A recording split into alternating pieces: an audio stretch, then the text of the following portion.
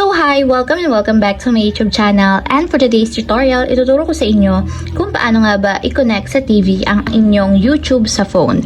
But first, kindly subscribe to my channel and don't forget to hit the subscribe button and the bell to notify you for my new updates.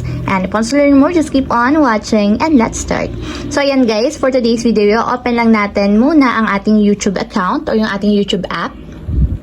And then pagka-open guys, mula dito sa pinakang homepage, pumunta lang muna tayo sa profile ng ating YouTube account. So dito guys, sa pinakang profile, itap nyo lang yung settings button na nandito sa upper right corner. So make sure nga pala guys na updated yung YouTube app na gagamitin ninyo. So tap lang natin yung settings button. And then dito guys, sa settings ng ating YouTube account, i-scroll up lang natin. And then, hanapin nyo dito yung Watch on TV. So, itatap lang natin siya para mag-connect or mag-link sa ating YouTube phone. So, kung makikita nyo guys, no TV is found. Make sure your TV is on and connected to Wi-Fi. So, kung makikita nyo guys, wala daw naka-turn on na TV or wala siyang nasasagap na TV malapit dito sa aking phone. So, dapat guys, para makakonect kayo sa TV na gusto nyong connectan, dapat same Wi-Fi network yung gagamitan ng TV at ng inyong phone. So, dapat siya guys is Smart TV or Google TV. So, mag-work to.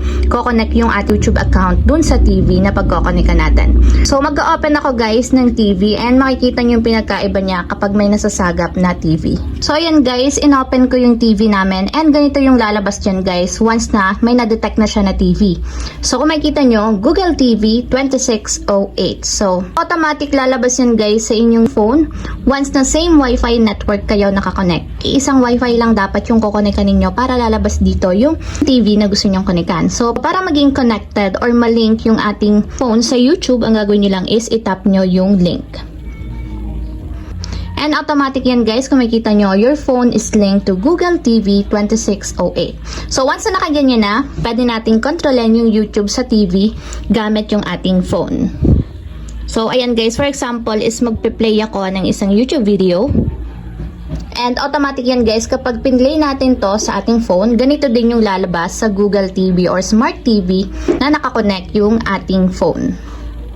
So makikita nyo, playing on Google TV. So, nagpe-play na din siya katulad nito.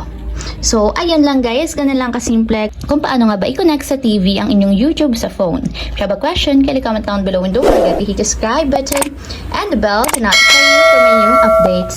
And, thank you for watching! Oh. Hapo. Living life, every day, late at night, not okay.